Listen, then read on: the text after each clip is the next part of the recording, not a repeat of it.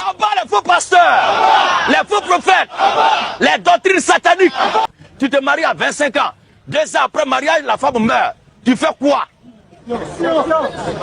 C'est chaud les amis, oui, voici le pasteur Gédéon qui clash sévèrement le pasteur Marcelo sur son affaire de mariage. Vous savez tous ici que le pasteur Marcelo a annoncé un futur mariage dans les jours à venir, car pour lui il dit qu'il n'a pas reçu l'onction du célibat. Donc il est probable que dans les jours à venir il se remarie, et pour ce fait le pasteur Gédéon a fait une sortie. Je préfère ensemble qu'on écoute, et surtout donnez-moi vos avis en commentaire, et après on va écouter la réaction du pasteur Marcelo également. Chaque homme a droit à une seule femme sous prétexte que Dieu a pris la côte de l'homme pour faire sa femme. Bon, question de réflexion. Pour ceux qui refusent de réfléchir, abstenez-vous. Voici la question. Tu te maries à 25 ans, à toi qui m'écoutes et qui crois que l'homme, c'est une seule côte que Dieu a pris pour fabriquer la femme. Tu te maries à 25 ans. 2 ans après mariage, la femme meurt. Tu fais quoi? Ou bien tu vas aller voir Dieu pour qu'il en ait une autre côte pour la fabriquer. Maintenant, si c'est le cas, Salomon qui avait 1000 femmes, sachant très bien que l'homme a 32 côtes, c'est ça? Salomon qui avait 1000 femmes. Combien de côtes Dieu a pris de lui pour faire ces 1000 femmes? Amen. En bas les faux pasteurs, les faux prophètes, les doctrines sataniques. Alors Dieu, l'éternel Dieu forma une femme. L'éternel Dieu forma une femme. De la côte qu'il a de l'homme. La Bible parle de côte là. C'est vrai, littéralement ça tient.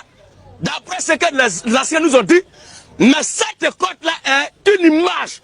Parce que le premier homme a été doublé de sexe. C'est le côté femme là que Dieu retire de lui. C'est pourquoi à partir de l'homme, on peut faire sortir femme et garçon. Mais à partir de la femme, on ne peut pas faire sortir garçon. C'est femme, femme, femme. Mais le garçon, c'est homme, femme, homme, femme. C'est pourquoi c'est grand H.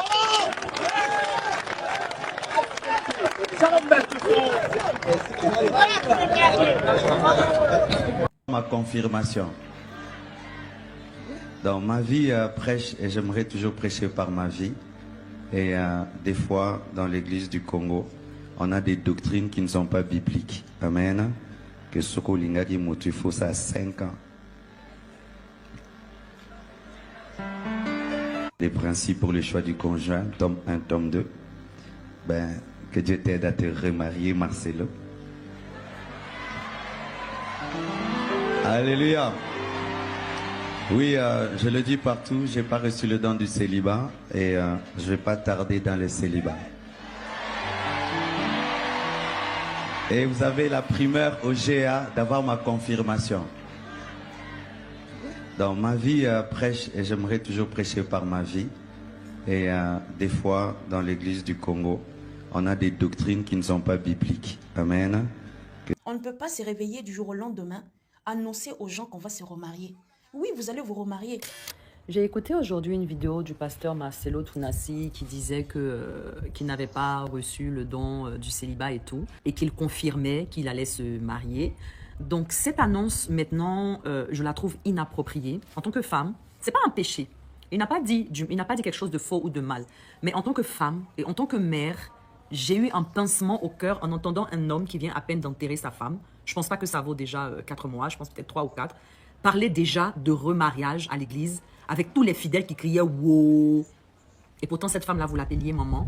C'était une sœur. J'ai pas trouvé ça approprié de parler de remariage maintenant. Nous savons qu'il va le faire et il n'est pas condamné au célibat. Très peu d'hommes ont cette force-là de le faire. Mais je trouve que la sagesse demandait que peut-être pendant un moment, il ne parle pas de remariage. Je ne suis rien pour donner des conseils à cet homme.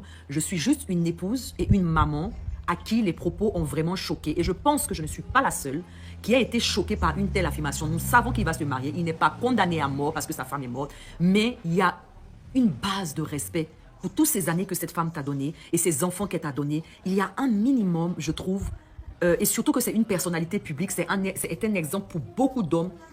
Je ne pense pas que c'était adéquat de le faire maintenant. Et imaginez-vous que ce soit lui qui était parti avant sa femme. Imaginez-vous Maman Blanche prendre le micro pour dire comme ça que après 3 mois ou 4 mois pour dire que moi je n'ai pas reçu le don du célibat, je vais me remarier très. Je la vois tellement mal en train de le faire que j'ai été choquée.